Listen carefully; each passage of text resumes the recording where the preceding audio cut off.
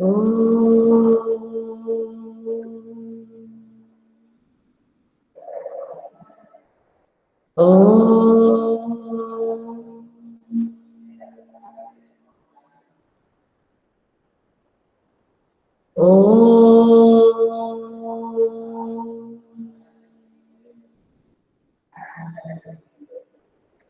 Sai Ram to all of you.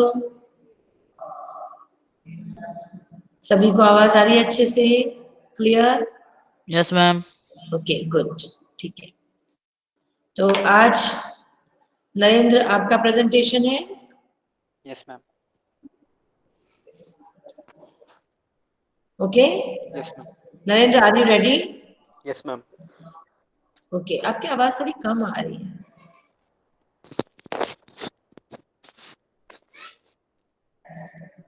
Okay Narendra, please go ahead with your presentation.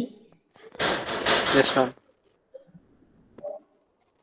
सभी लोग ध्यान से सुनेंगे और नरेंद्र के एक्सप्लेनेशन के बाद जो भी सवाल होगा हम पूछेंगे, डिस्कस करेंगे।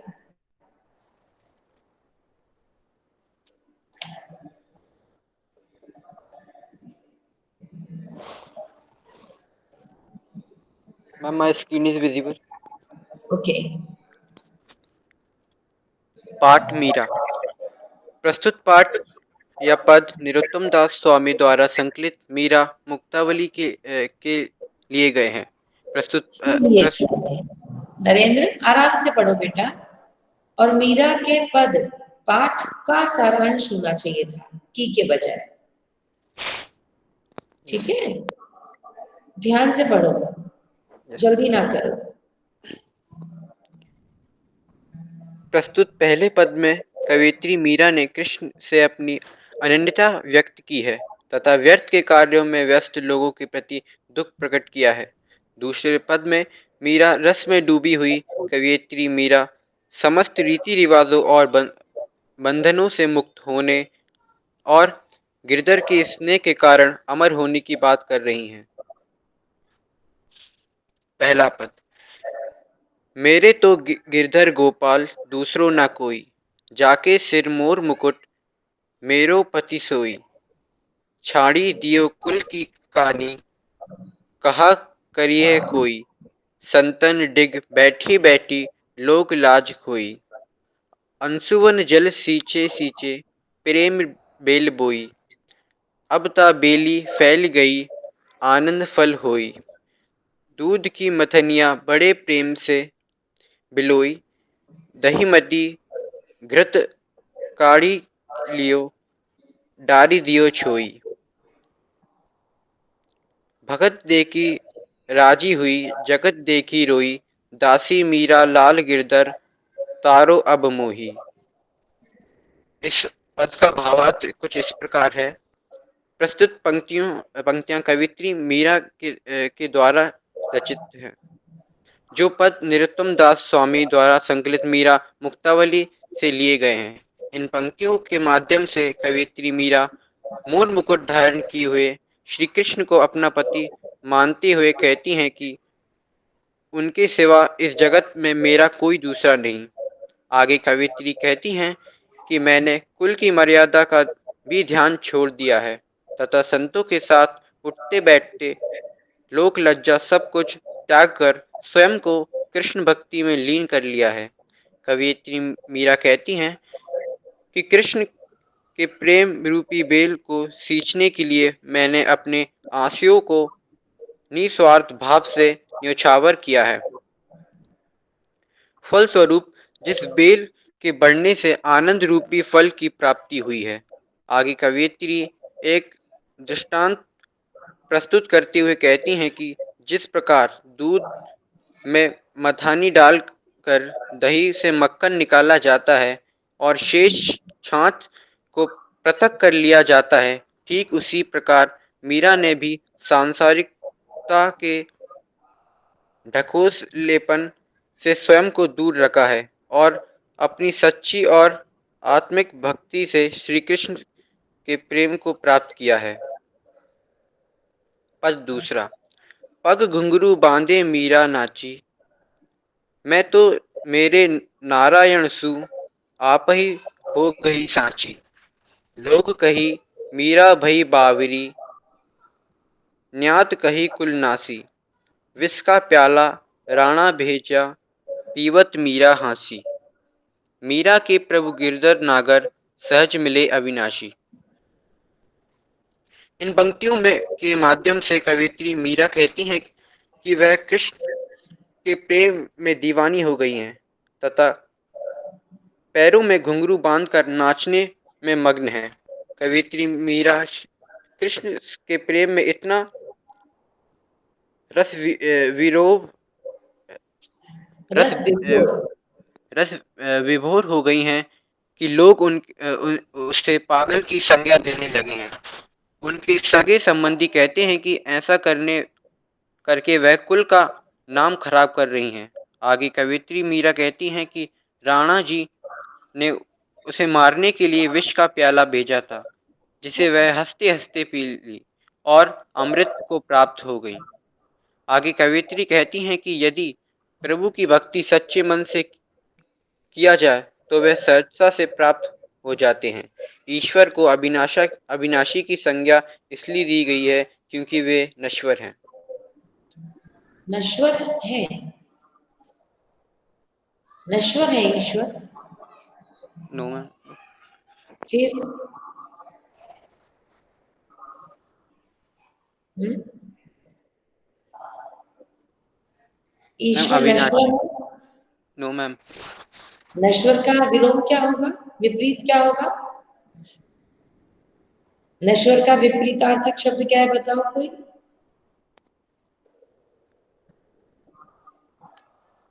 नरेंद्र के अलावा भी लोग बोल सकते हैं।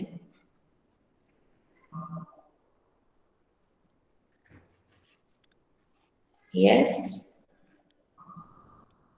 और यदि नहीं पता है नश्वर का विलोम, तो आप लोगों का हिंदी पढ़ना व्यर्थ है। मैम मैम अविनाशी। अनश्वर होता है। क्या बताया नरेंद्र ने? अविनाशी। नाशी का अपोजिट है अविनाशी। ठीक है, नश्वर का अपोजिट बताओ मुझे। अनश्वर। ऐसा कोई शब्द नहीं होता।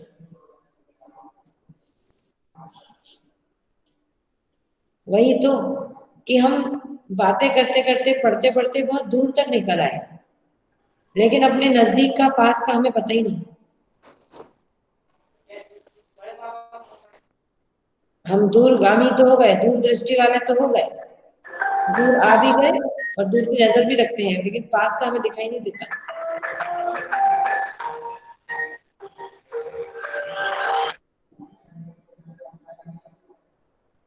बताइएगा जल्दी से, किसी को नहीं पता? मोहित, नश्वर का ईश्वर।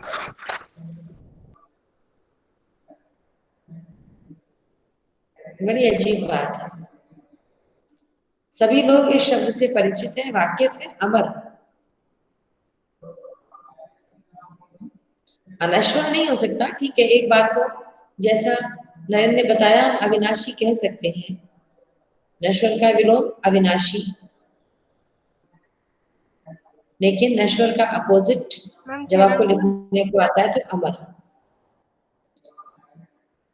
तो जो अविनाशी है, फिर आपने आपने कहीं कहीं पर चेक नहीं किया नरेंद्र लिखकर, है ना?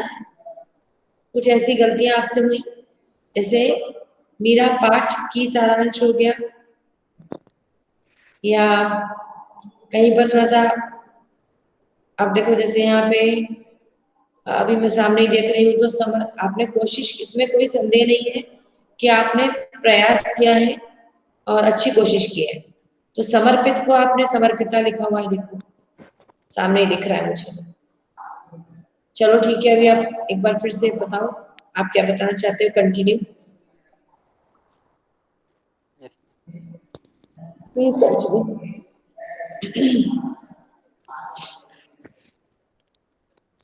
अब हम इस पाठ के प्रश्न उत्तरों की ओर देखेंगे।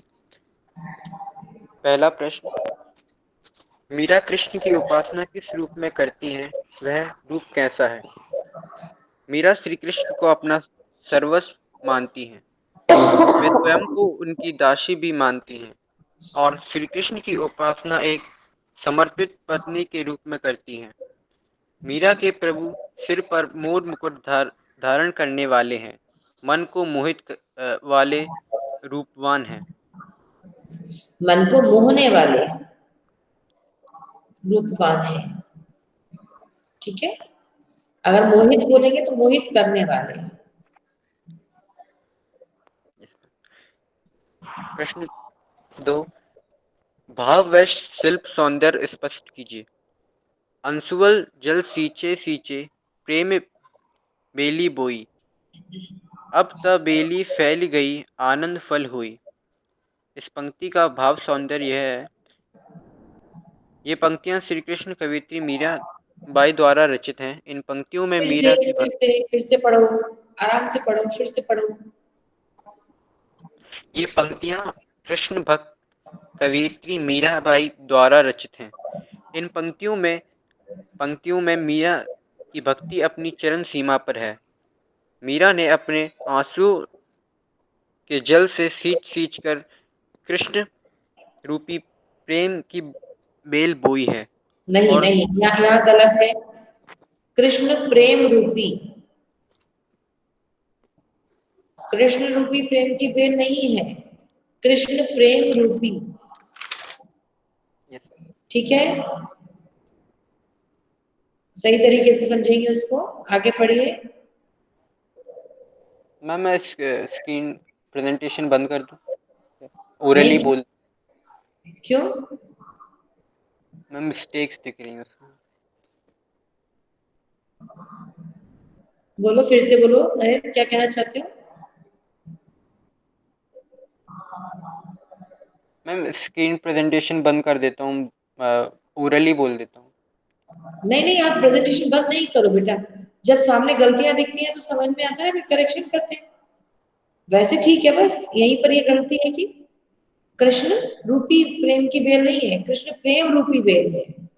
मैम आपने आगे लिखा भी है करेक्ट करके उसको। ज्यादा गलतियां दिख रही हैं उसमें। ज्यादा गलतियां तो दिख रही हैं, लेकिन कोई बात नहीं, जैसा आपने बनाया भी चलने दो। Yes ma'am. आगे पढ़ो। मीरा यस। और तब उस प्रेम रूपी बेल में फल आने शुरू हो गए हैं, अर्थात मीरा को अब आनंदानुभूति होने लगी है। आनंदानुभूति यानी आनंद की अनुभूति। ठीक है, यहाँ पे आनंदाभूति हो गया है, वो होगा क्या? आनंदानुभूति। तो जब अलग अलग करेंगे तो आनंद प्लस अनुभूति, आनंद का अनुभव। ओके, आगे बढ़िए।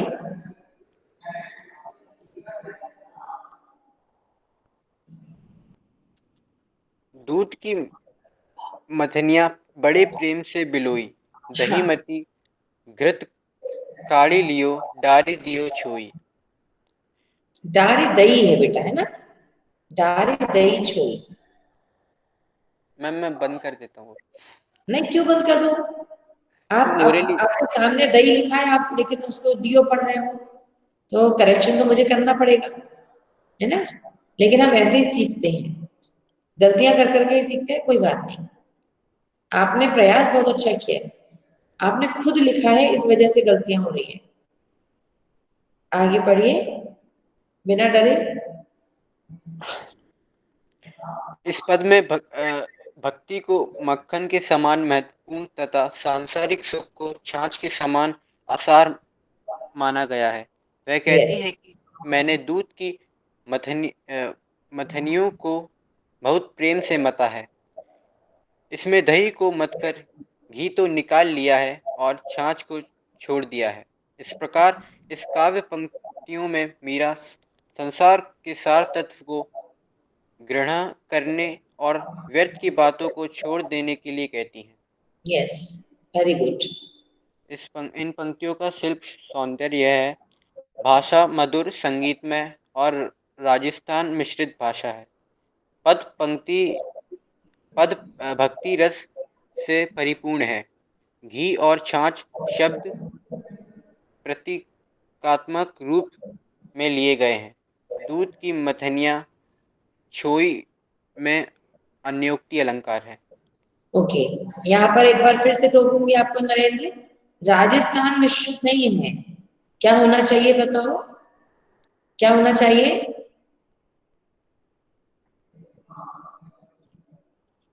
मैम राजस्थानी। यस, राजस्थान, राजस्थान जगह का नाम है, वहां की बोली क्या है?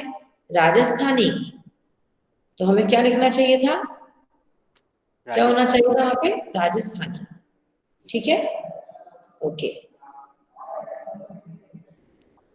लोग मीरा को बाबरी क्यों कहते हैं? लोग उन्हें बाबरी कहते थे क्योंकि मीरा कृष्ण भक्ति में अपनी सुध बुध खो चुकी थी। कृष्ण की भक्ति के लिए उन्होंने राज परिवार को भी त्याग दिया था। उसके इस कृत्य पर लोगों व परिवार वालों ने उसकी भरपूर निंदा की, परंतु मीरा तो सब सांसारिकता को त्याग कर कृष्ण की अन्य भक्ति में रम चुकी थी। अनन्य भक्ति। अनन्य भक्ति में रम चुकी थी। मीरा की अनन्य कृष्ण भक्ति को की इसी पराकाष्ठा को बाबलेपन की संज्ञा दी गई है। ओके, इसका मतलब बताए, कोई और बताए। मीरा की अनन्य कृष्ण भक्ति से क्या आशय है?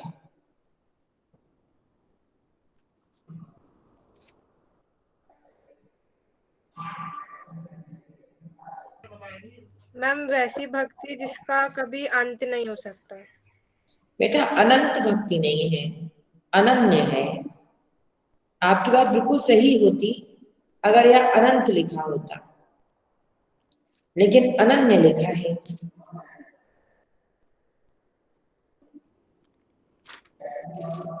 मैम ऐसी भक्ति मैम जो कृष्ण से कोई नहीं कर सकता हो। ऐसी भक्ति, आदित्य प्लीज रिपीट। मैम ऐसी भक्ति जो शायद ही कृष्ण से कोई कर पाए, कोई और नहीं कर मतलब सकता। यूनिक। नहीं, अभी मुझे और आपको और क्लियर इसके मीनिंग के पास जाना है। यस काजल। मैम वही था कि मतलब कि दूसरों से अलग वो कृष्ण से जैसी भक्ति करती थी वैसे दूसरे लोग नहीं कर सकते थे। जैसा उनके लिए उनके बावल मतलब उनकी भक्ति को बावलेपन का नाम दे दिया गया था। मतलब ऐसी भक्ति कोई नहीं कर सकता जैसे वो करती थी, दूसरों से अलग थी। ठीक है, आपने कोशिश की है बताने की, लेकिन अनन्य का मतलब होता है जहां कोई दूसरा ना हो, जहां कोई अन्य नहीं है। अन्य यानी कृष्ण और मीरा एक ही है। कृष्ण और मीरा एक दूसरे से अलग नहीं है। तो इसी वजह से इस भक्ति को, ऐसी भक्ति को अनन्य भक्ति कहा जाता है, जहां पर भक्ति करने वाला अपने ईश्वर से एकाकार हो जाए। Is it clear? ठीक है, कभी तो कैमरा ऑन रखा करो तो मेरे को समझ में आए कि तुम लोगों को मेरी बात क्लियर हो रही है, आवाज आप लोगों की शक्लों तक पहुंच रही है। इसलिए तो फिर डाउट आते हैं, आप लोग कैमरा बंद करके आराम से बैठे रहते हो। आपके चेहरे जब हिलते डुलते दिखाई दे, मुझे स्वीकृति दिखे, अस्वीकृति दिखे, तब मैं अपने हिसाब से और क्लैरिफिकेशन करूं। बहुत कष्ट होता है जब आप लोग कहने के बाद भी नहीं सुनते। मैम मेरा कैमरा ऑन है। नहीं है ऋतु, किसी का भी कैमरा ऑन नहीं है। मैम मेरा भी ऑन है। Not visible. मैम कोई नेटवर्क प्रॉब्लम होगी मोहित, इसलिए। तो मोहित से तो रिक्वेस्ट करते रहो, मोहित का तो कभी मैम ऑन होता। मेरा भी ऑन है। ऑन ही है मेरा भी। कोई नहीं, हमने तो अभी सबके लिए में कह दिया मेरा भी ऑन है। बाकियों से पूछ लो। पता नहीं क्यों मैम आज आप लेकिन लोग मुझे बिल्कुल भी दिख और रहे हो। किसी का कैमरा ऑन दिखाई नहीं दे रहा है। अच्छा, मेरा कैमरा ऑन है, मैं आपको विजिबल हूँ? Yes ma'am. बस फिर आप लोग नहीं है विजिबल। चलो कोई बात नहीं, आगे बढ़ते हैं, लेकिन प्लीज आप लोगों से मेरी रिक्वेस्ट है कि जहां आपको संशय आए ऐसे शब्दों को आप भी लिख के चलिए। यहाँ पर एक और शब्द आया है अभी, पराकाष्ठा। यदि आपको इसे इंग्लिश में बताना पड़े तो आप क्या कहेंगे, या हिंदी में क्या कहेंगे इसको आसान शब्दों में? पराकाष्ठा मतलब क्या?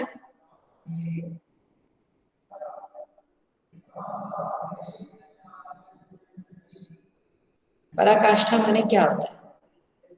आसान शब्दों में भी बता सकते हो।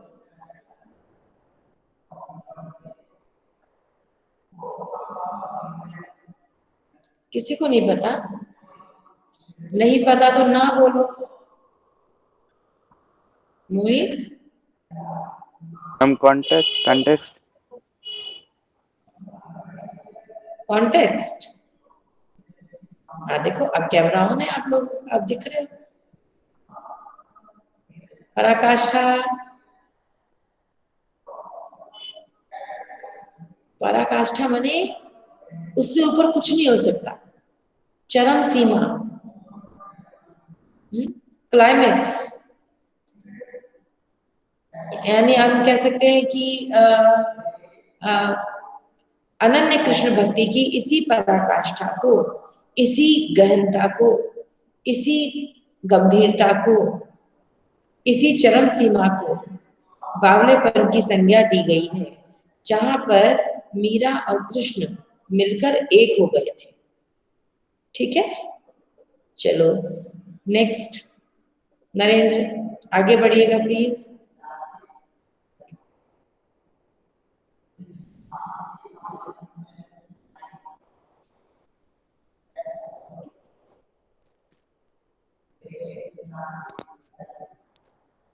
विष का प्याला राणा भेजो पीवत मीरा हांसी। इसमें क्या व्यंग छिपा है? मीरा की कृष्ण भक्ति के कारण उनके पति परेशान रहते थे। उन्हें अपनी कुल की मर्यादा खतरे में मालूम पड़ती थी, अतः उन्होंने मीरा को मारने के लिए जहर का प्याला भेजा और मीरा ने भी उसे हंसते हंसते पी लिया। परंतु कृष्ण भक्ति के कारण जहर मीरा का कुछ न बिगाड़ पाया। इस तरह यहाँ पर विरोधियों पर व्यंग किया गया है कि वे कुछ भी क्यों न कर लें, ईश्वर भक्ति करने वालों का बाल भी बांका नहीं कर सकते। Yes, good. मीरा जगत को देखकर रोती क्यों है? मीरा संसार में लोगों को मोह माया में जकड़ी हुई देखकर रोती हैं। मीरा के अनुसार संसार के सुख दुख ये सब मिथ्या हैं। मीरा सांसारिक सुख दुख को असार मानती हैं। उसे लगता है कि किस प्रकार लोग सांसारिक मोह माया को सच मान बैठे हैं और अपने जीवन को व्यर्थ गंवा रहे हैं, और इसी कारण वे जगत को देखकर रोती हैं। यस, यहाँ पर आसार का मतलब क्या है? नरेंद्र के अलावा बाकी लोग बताएं, फिर नरेंद्र बताएं। सुख दुख को आसार मानती हैं। मैं आपसे कितने आसान आसान शब्द पूछ रही हूँ और आप इन आसान शब्दों को ही नहीं बता पा रहे हो। आसार का मायने किसी को नहीं पता? मैम जिसका जिसमें सार कोई ना हो वो सार ना असार। हो। हाँ, जिसका कोई सार ना हो। और सार का मतलब क्या होता है?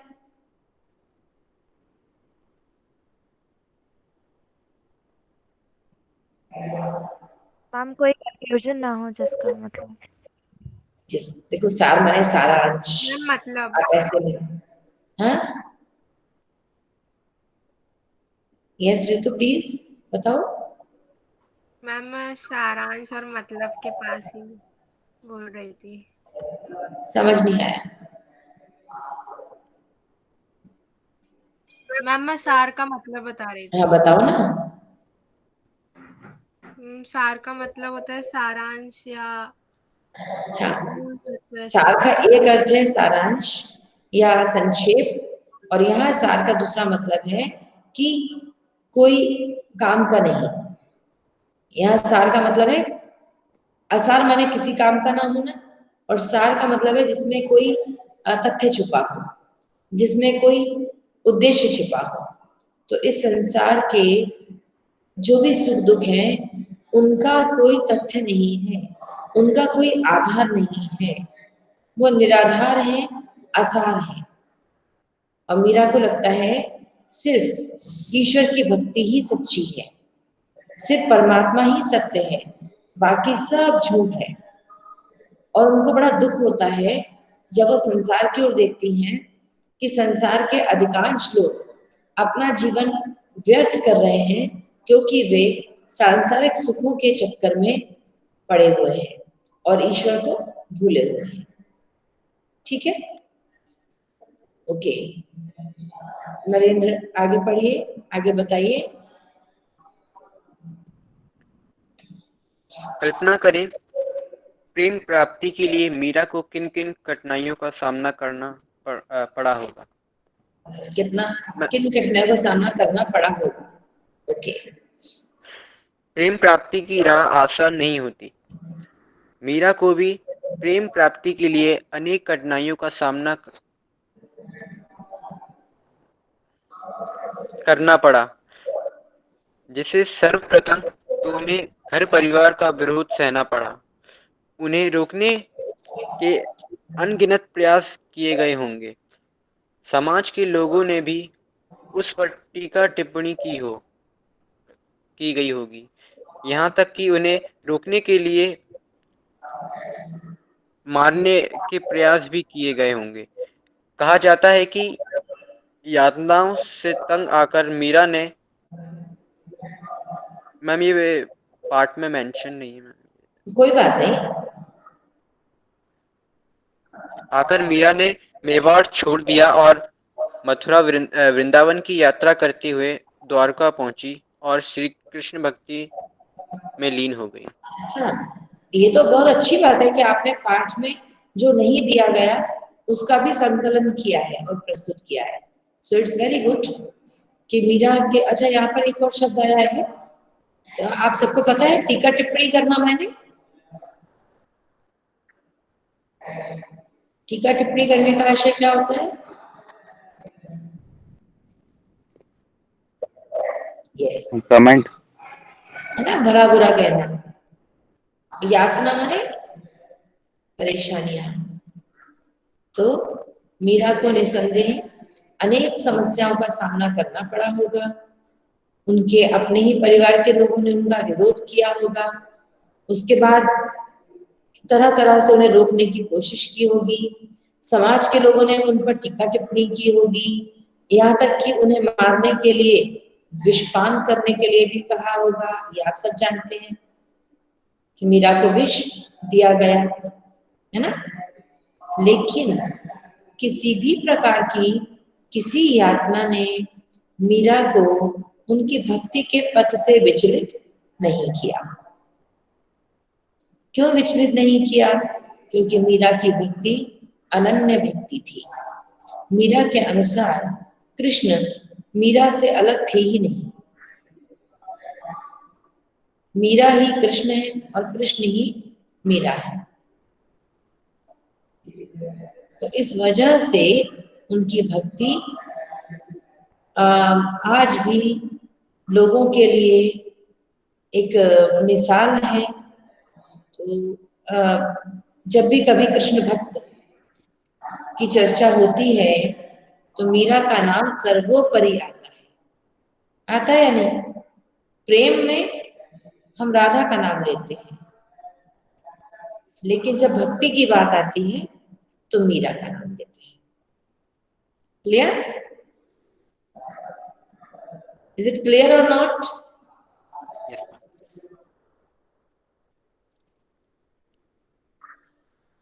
आवाज आ रही Yes, है? ma'am. बस यस और नो बोलो तो समझ में आए कि आवाज पहुंच रही है।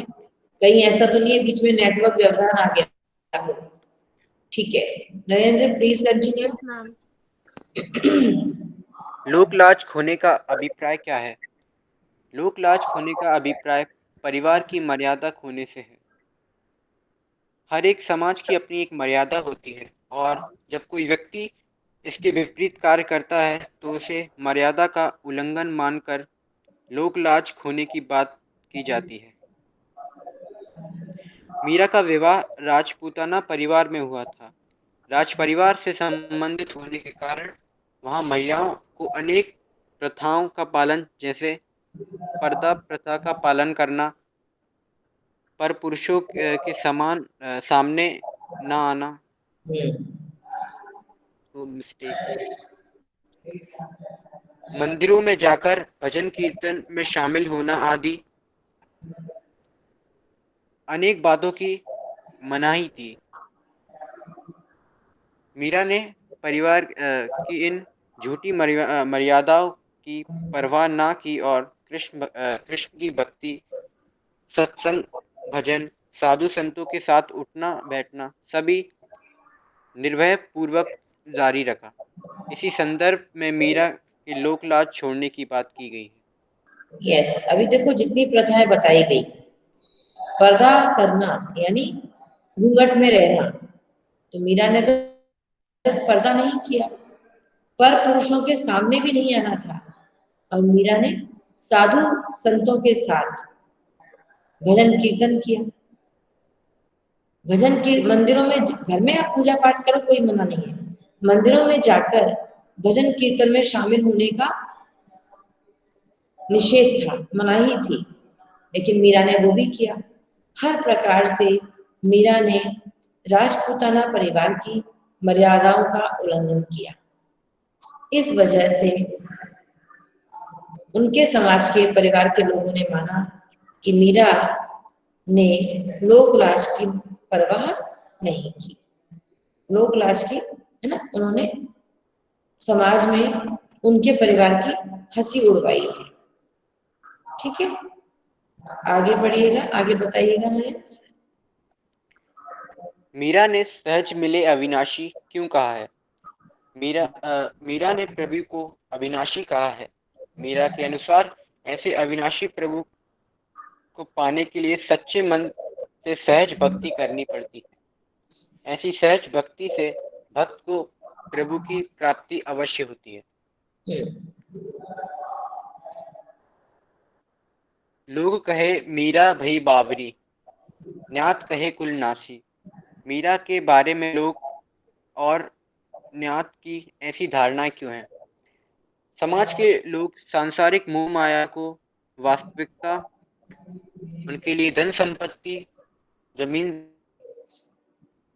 से होती है, और मीरा का इन सांसारिक सुखों का त्याग करना उनके अनुसार उसे बावली की संज्ञा में ला खड़ा करता है।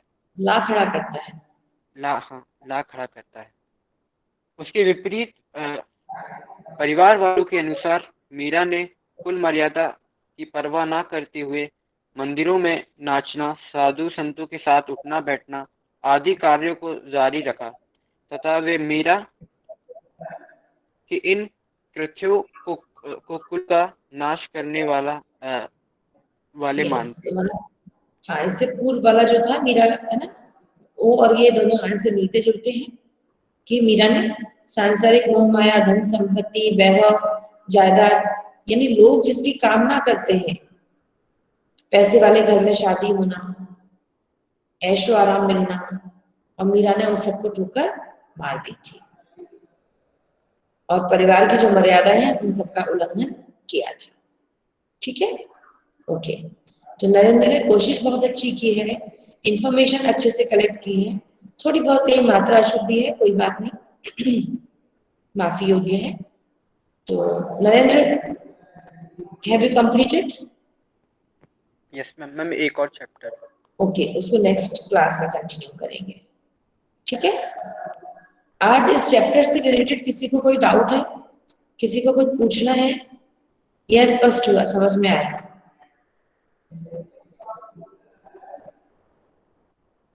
क्लियर? चलो ठीक है, एक बार फिर आज पढ़ के देखिएगा, डाउट नहीं रहने चाहिए, फाइनल एग्जाम तक के लिए हमारी तैयारी अच्छे से हो जाए।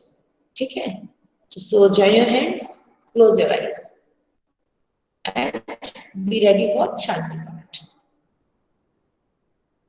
Om Shanti, Shanti, Shanti. Saira beta, God bless you all. Please take care. Saira ma'am, thank you ma'am. Sairam ma'am, Saira. thank you ma'am.